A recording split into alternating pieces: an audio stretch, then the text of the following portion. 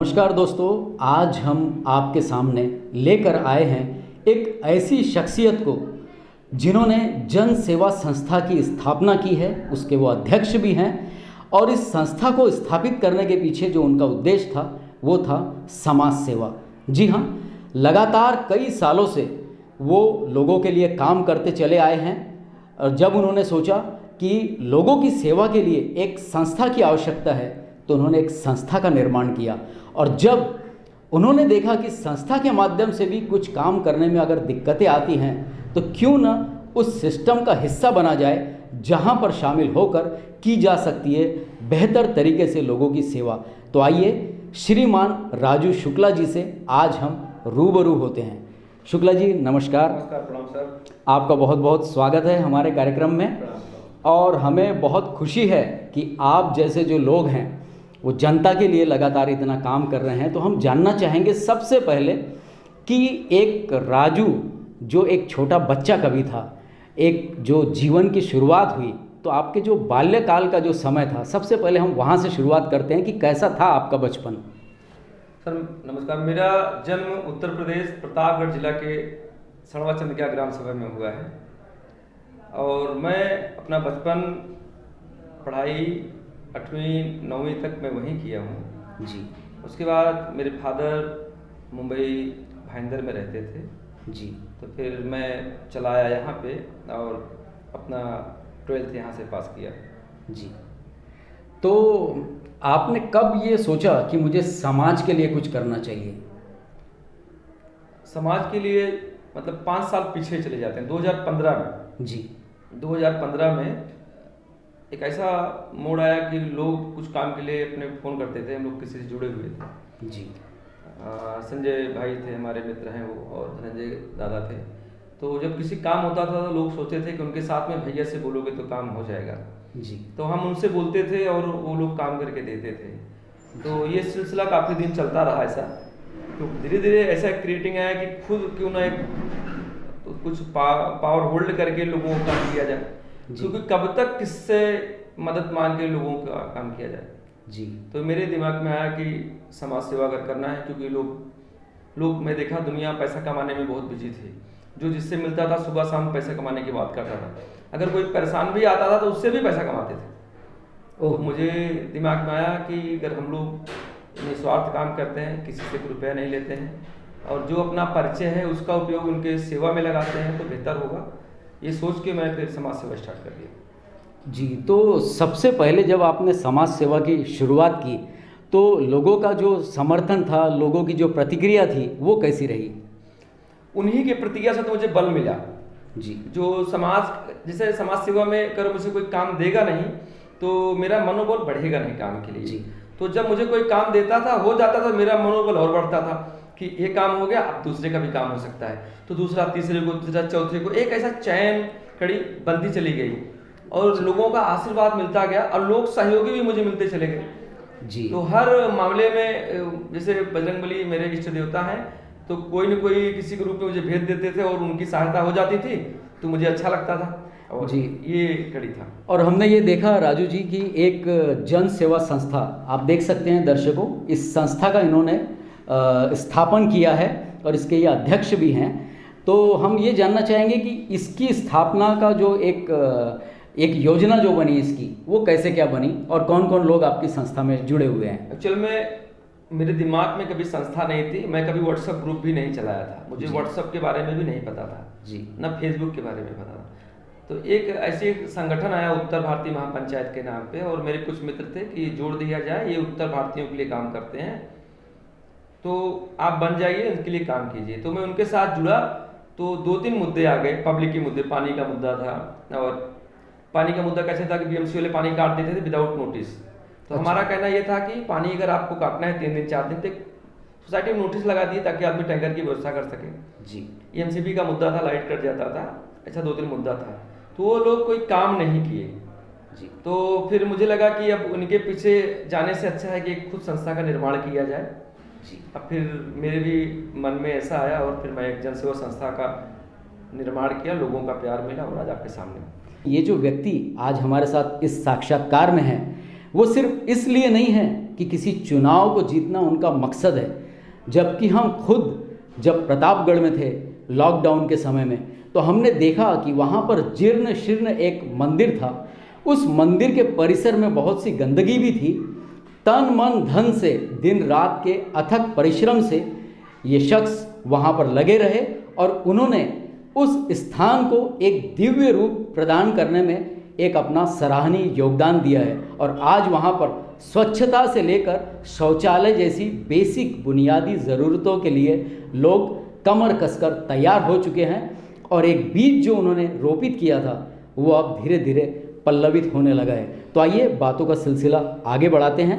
हम जानना चाहेंगे शुक्ला जी कि जो आपने प्रतापगढ़ में एक सेवा की है, वहाँ तो आपका कोई राजनीतिक भविष्य नहीं था, कोई कैरियर नहीं था, तो आपने वहाँ पे कैसे क्या सोचा कि मुझे वहाँ भी सेवा करनी है? तो आपके मुझे लगता है कि एक तन मन में एक समाज सेवक कहीं ना कहीं रचा बसा है। जैसे मैं अपने पैतृक निवास लॉकडाउन में घर गया तो एक हमारे यहाँ की कुलदेवी हैं, 100 साल पुराना मंदिर है, कई हज़ार साल पुराना मंदिर है, माँ चंदिका देवी मंदिर। तो जब मैं वहाँ पे गया तो वहाँ का जो साफ़ सफाई, गंदगी, सुलभ शौचालय न महिलाओं के लिए न जेंट्स के लिए, 100 गांव के बीच में एक ही मंदिर है, एक ही बाज़ार है हमारे यहाँ पे। तो मुझे लगा इस मुद्दे को उठाना चाहिए। वहाँ के लोकल लोगों का भी मुझे बहुत सपोर्ट मिला कि जो हर संडे सफाई करते थे, वहाँ के प्रधान जी का, हमारे एक बड़े भाई हैं विजयराज ओझा जी का, और तमाम ऐसे युवा थे हमारे गांव के जो सुबह 7 बजे अपना जैसे काम समझते थे कि आज ये साफ़ सफाई करना है। आज वहाँ पे 70 साल बाद, आप मानोगे नहीं, सुलभ शौचालय बना है। 70 साल बाद महिलाओं बुजुर्गों को आज कम से कम एक ये चीज़ मिला है। सगरे, वहाँ एक सगरा है, गांव में एक सगरा होता है, सुंदरीकरण का काम चालू हुआ है, मंदिर पूरी तरह से कलर हो चुका है, तमाम तरह की ऐसी व्यवस्थाएं जो वहाँ पे नशा करते थे मंदिर परिसर में बारादरी में बैठ के, उनके खिलाफ कानूनी कार्रवाई की गई है। तो जब आप ऐसे सब काम करते होंगे कि नशा करने वालों के खिलाफ आप एक आवाज़ उठाते होंगे, तो कई दुश्मन आपके बन जाते होंगे। बहुत दुश्मन बन जाते हैं, लेकिन ज़िंदगी मिली तो अच्छे काम के लिए मिली है। मैं ये सोच के लगातार सेवा के हिसाब से लग जाता हूँ। और जैसा मैंने आपको पहले भी कहा कि मेरे इष्ट देव बजरंगबली जी हैं, कभी उन्होंने हार नहीं माना है जी। मैं भी उन्हीं का आराध्य हूँ, मैं भी अब हार नहीं मानता हूँ। जी हाँ दोस्तों, और अब दिवाकर शुक्ला जी जो यूपी से लेकर यहाँ तक बिना थके समाज सेवा के काम में लगे रहते हैं, तो आइए जानते हैं कि नाला सोपारा जैसे एक शहर में जहाँ इतनी घनी उत्तर भारतीयों की भी आबादी है, वहाँ पर उन्होंने कौन कौन से समाज सेवा से जुड़े हुए काम किए हैं और भविष्य में क्या करना चाहते हैं। अब तक आपने शुक्ला जी किस प्रकार से समाज को अपना योगदान दिया है, क्या क्या निर्माण करने में आपने यहाँ पर लोगों का सहयोग दिया है, आगे बढ़े हैं, नेतृत्व किया है, वो जानना चाहेंगे। देखिए, जैसे सबसे बड़ा प्रॉब्लम हॉस्पिटल का होता है जी। तो रात 12 बजे भी अगर मुझे किसी का फ़ोन आया है कि मुझे एडमिट कराना है, उसके लिए मैंने अपना योगदान दिया है। अगर रात में मुझे किसी ने कहा कि आज डिलीवरी है शुक्ला जी, मैं वहाँ पहुँचा हूँ। किसी ने अगर कहा है कि मुझे एक बॉटल ब्लड चाहिए, तो मैं ब्लड की व्यवस्था करा के दिया हूँ। जो मेरे से हो सकता है, बिल कम कराने की बात हुई है तो मैं अपने वरिष्ठों का सहयोग लेके काम किया हूँ। ये एक पहला विषय होगा। दूसरा, अगर किसी को स्कूल कॉलेज में एडमिशन लेना है, बीवा कॉलेज में, या किसी की फीस कम करानी है, तो मेरे जो वरिष्ठ हैं, जो मेरे सहयोगी हैं, उनके आशीर्वाद से, उनके सहयोग से मैंने वो काम भी किया है। अभी लेटेस्ट मुद्दा था एक शमशान का। कुछ दिन पहले एक हमारे एक समाज के वरिष्ठ थे, उनकी डेथ हो गई। हम लोग गए हुए थे शमशान में, इतने लोग आगे खड़े रहने की जगह नहीं थी। वो मुझे देख के बहुत बुरा लगा और उस विषय पे मैं माननीय विधायक श्री दादा ठाकुर से मिला, उनसे मेरी बात हुई। उनके आशीर्वाद से वो काम वहाँ से आदेश दिए माननीय नीलेश देशमुख जी सभापति जी को और भरत भाई मकवाना जी को। इन सब के अथक प्रयास से आज आप जाइए कभी तुलिन शमशान में, तो आपको वहाँ पे शमशान की बाउंड्री मिलेगी, नया चिमनी मिलेगी जिसपे लोगों का अंतिम दान संस्कार होता है।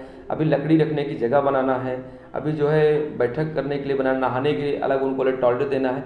अभी वहाँ एक हिंदू शमशान का गेट नहीं था तुरंज में आज तक। हर जगह शमशान में गेट था हिंदू, लेकिन वो भी बड़ा गेट बन के तैयार है। अगर आप जाएंगे तो आपको वो भी दिखेगा। ट्रैफिक को लेके यहाँ बहुत सारी समस्या हुआ करती है। ट्रैफिक कैसा था कि आप शाम के समय निकल जाते अगर स्टेशन से, तो आपको राधा कृष्णा होटल तक पहुँचने में बहुत सारा समय लग जाता था। तो ये प्रभाग को लेके मैंने आयुक्त को, वहाँ के और नीलेश दादा को और बहुत सारे को लेटर लिखा, उस पर भी काम हुआ। जनवरी फरवरी महीने में आप देखे होंगे 3 महीना तक एक भी फेरी की दुकान नहीं लगती थी। आप 5 मिनट में अपनी गंतव्य स्थान पर पहुंच सकते थे। ऐसा ही काम गालानगर में हुआ और ऐसा ही काम उस्वाल की मार्केट में हुआ। तो ये सब मेरे वरिष्ठों का मेरे ऊपर आशीर्वाद रहा है, प्यार रहा है कि मेरी बातों को समझते हैं कि जनता की तकलीफ़ को मैं उठाया हूँ और मुझे उसका फल मिलता है। और आपने कहा मुझे कोई भी काम कहता है मेरे लिए वार्ड माने नहीं रखता है, गटर का, चैम्बर का, लाइट का, नाले का, आपके यहाँ पानी नहीं आ रहा है, ये सब के काम के लिए मैं अपने पार्टी के वरिष्ठों का सहयोग लेता हूँ। हमारी बहुजन विकास अघाड़ी के पार्टी के वरिष्ठ तुरंत हमारी मदद करते हैं और मैं तुरंत तत्काल रूप से उनकी मदद कर पाता हूँ। आप समझ लीजिए कोई भी काम रहा हो, अगर मेरे संज्ञान में आया है और मैंने अपने वरिष्ठों को कहा है, खास करके भरत भाई मकवाना जी जो मेरे राजनीतिक गुरु हैं, उनके आशीर्वाद से आज तक मैंने अगर एक लड़के का जैसा उन्होंने स्नेह दिया है, मैं कोई भी काम कहा हूँ उन्होंने मुझे मना नहीं किया, तत्काल उनसे हुआ। वो टाइम इंजीनियर को, अधिकारी को, आयुक्त को वो उन्होंने कहा, इसलिए उनको बारम्बार प्रणाम करता हूँ। जो भी पब्लिक का काम हुआ है उनके आशीर्वाद से हुआ। जिस भी प्रभाग में सरिता भाभी हमारी है, अगर वहाँ पे भी कोई काम हुआ है तो मैंने वो सभापति को फ़ोन किया है। नीलेश दादा के प्रभाग में कुछ काम हुआ है तो मैंने उनको फ़ोन किया है। मतलब जो भी काम हो पाया आज तक एडमिशन का हमारे वरिष्ठों के आशीर्वाद से हुआ है। जी बिल्कुल, आप इतने जुझारू तरीके से लगे हुए हैं, हमारी बहुत शुभकामना है। तो थोड़ी देर के लिए रुकते हैं, एक अंतराल के बाद हम आपके भविष्य के बारे में बात करेंगे।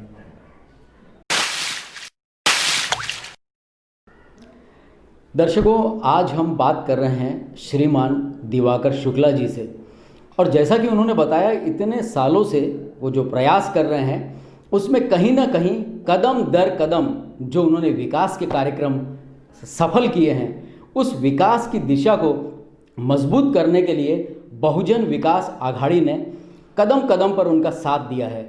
और माननीय श्री हितेंद्र जी ठाकुर जी की बात अगर हम करें, या माननीय आमदार श्रीमान क्षितिज जी की बात करें, या फिर उनके जो आदर्श रहे हैं मकवाना साहब, तो आइए जानते हैं कि किस प्रकार से वो बहुजन विकास आघाड़ी से प्रेरणा लेते हैं और क्या क्या उनके मन में संकल्पनाएं हैं, क्या क्या वो करना चाहते हैं भविष्य में अगर वो उनको ये अवसर देती है पार्टी। तो शुक्ला जी, हम जानना चाहेंगे कि बहुजन विकास आघाड़ी ने आपको हमेशा साथ दिया है और आपने विकास के काम करने के लिए जो बहुजन विकास आघाड़ी का दामन थामा है उसने हमेशा आपको एक साथ दिया है, आपको आत्मबल दिया है।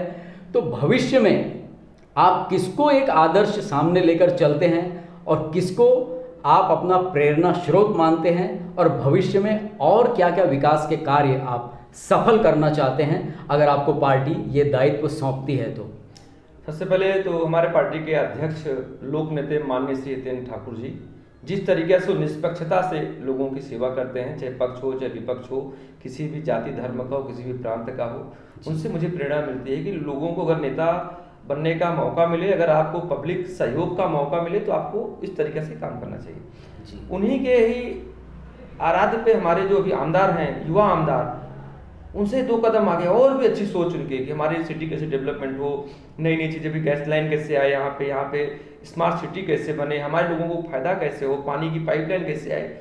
एक मेरे वो भी आदर्श है जी। और मेरे जो सबसे नज़दीकी मेरे आदर्श हैं माननीय मकवाना जी, एक रिंग पे फोन उठता है जी। भरत भाई मकवाना जी 8 बार सभापति बने, 10 साल की नगर पालिका में वो 8 बार सभापति बने हैं और 6 बार नगर सेवक रहे हैं। आप समझ लीजिए कितना बड़ा कार्यकाल उन्होंने गुजारा है और जितना उन्होंने काम किया है मैं गिना नहीं सकता हूँ जी, कई दिन कम पड़ जाएंगे। तो जिस तरीके से वो काम करते हैं, लोगों से मिलते हैं, क्या एनर्जी है, क्या सहनशीलता है, कैसा पार्टी में सबको लेके चलना है, कैसे लोगों से संबंध रखना है, मैं उनसे बहुत कुछ सीखता हूँ।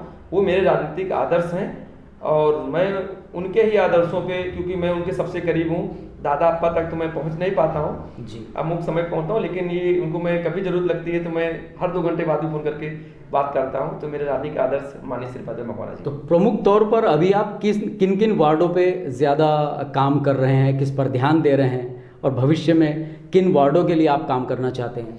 वार्ड क्रमांक 39 प्रगति नगर अभी मेरा निवास स्थान, मेरा घर है जी।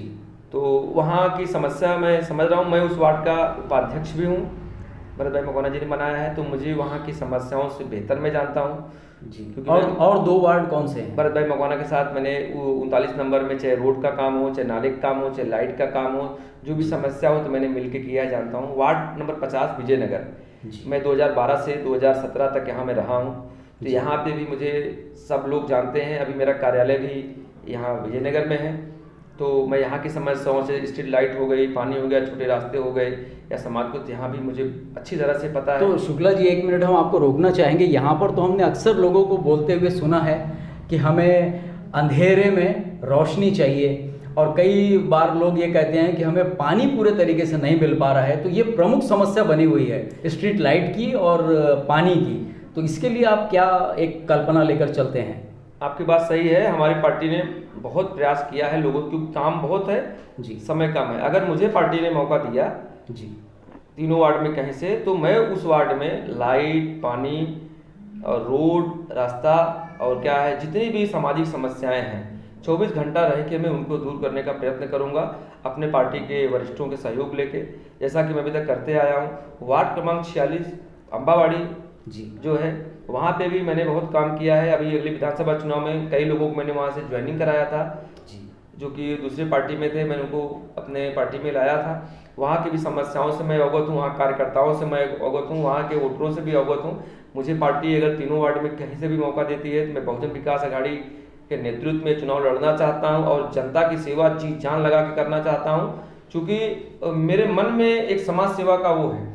जो मुझसे लोग कनेक्ट हुए हैं वो कोई स्वार्थ से नहीं कनेक्ट हुए हैं, ना तो बिजनेस वाले हैं। मुझसे लोग, छोटे लोग, फेरी वाले, ठेले वाले, पानी पूरी वाले, रिक्शे वाले, ऐसे लोग मुझसे कनेक्टेड हैं। तो इतने लोग जो आपसे जुड़े हुए हैं, ये आपका व्यवसाय भी कुछ ऐसा ही है, सामाजिक लोगों से जुड़ाव करने वाला? व्यक्तिगत जीवन में समाज सेवा के अलावा क्या आप और रोजगार करते हैं?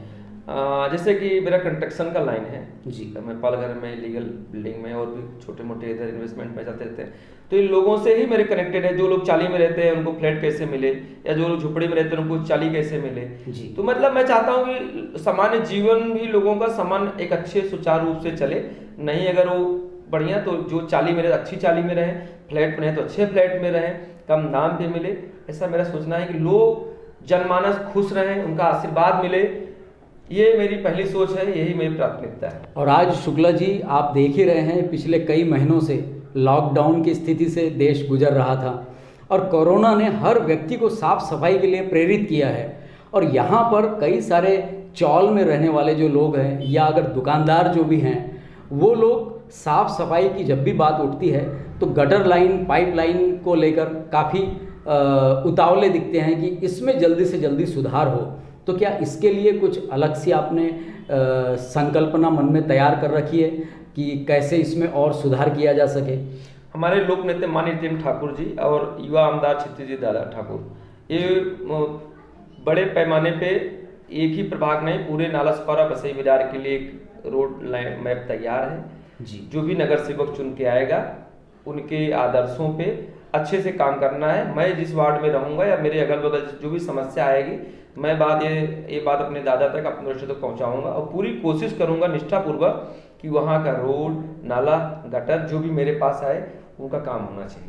जी, बहुत बहुत धन्यवाद, आपने समय निकाला और हम उम्मीद करते हैं कि आपके सपने सच हो, साकार हो और आप अगले बार जब लोगों से मिलें तो एक चुने हुए जनप्रतिनिधि के तौर पर मिलें और आपके जहन में जो भी संकल्पनाएं हों उन्हें आप सफल करें। कुछ और भी अंतिम बात अगर आप हमारे दर्शकों से कहना चाहें तो वो संदेश जरूर साझा करें। मैं ये कहना चाहता हूँ कि देखो, मेरे जीवन का एम मुझे नगर सेवक बनना नहीं है और मैंने ये कभी सोचा भी नहीं था कि मैं नगर सेवक बनूं, लेकिन मुझे आप लोगों की समस्या हल करना है, अपनों की समस्या हल करना है, तो मुझे उसके लिए नगर सेवक बनना है ताकि मैं अच्छे से सिस्टम में रह के आप लोगों की सेवा कर सकूं। कतई ये मत समझिएगा कि मुझे कमाने के लिए नगर सेवक बनना है या मुझे पावर के लिए बनना हो। राजू शुक्ला जैसा कल था वैसा आज है, वैसा ही रहेगा। बस मुझे अगर थोड़ा सा पावर मिलेगा तो आपकी सेवा करने का मौका मिलेगा, मैं अच्छे तरीके से कर पाऊंगा। दूसरा, मेरा कोई विचार नहीं है। अगर आपको मेरे आचरण से 4-5 साल में कभी ऐसा लगा हो कि राजू शुक्ला इस लायक नहीं है तो मत दीजिएगा, लगेगा तो अपने भाई को जरूर एक बार मौका दीजिएगा, यही कहना चाहता हूँ। जी, बहुत बहुत धन्यवाद। तो दर्शकों, हम आपको ये बात तो ज़रूर बता सकते हैं और दावे के साथ बता सकते हैं कि राजू शुक्ला जी यानी कि दिवाकर शुक्ला जी एक ऐसे व्यक्ति हैं जो सिर्फ अपने स्वार्थ के लिए काम नहीं करते हैं, इसका सबूत हम खुद चश्मदीद रहे हैं और हमने यहाँ नहीं बल्कि उनकी मातृभूमि प्रतापगढ़ में भी देखा है कि कैसे निस्वार्थ भावना से उन्होंने एक दिव्य दैवीय एक दार्शनिक स्थल के लिए अथक प्रयास किए और उसको प्रगति की ओर अग्रसर किया। तो अगर आप दर्शकगण उन्हें अवसर देते हैं नालासोपारा में एक सेवा का और यहाँ पर चुनाव में अगर वो सफलता हासिल कर पाते हैं तो ज़रूर हम यकीन के साथ कह सकते हैं कि वो अपने कार्य क्षेत्र को बृहद विस्तार देंगे और बहुजन विकास आघाड़ी की विकास यात्रा में 4 चांद लगाने के लिए दिन रात एक कर देंगे। धन्यवाद। दर्शकों, मैं महेश दुबे हमारे कैमरामैन रवि कुमार जी के साथ सुरभि सलोनी की ओर से आपको आश्वस्त करते हैं कि शीघ्र आपसे मिलेंगे एक और शख्सियत के साथ जो हमारे समाज को दे सके एक नई दिशा।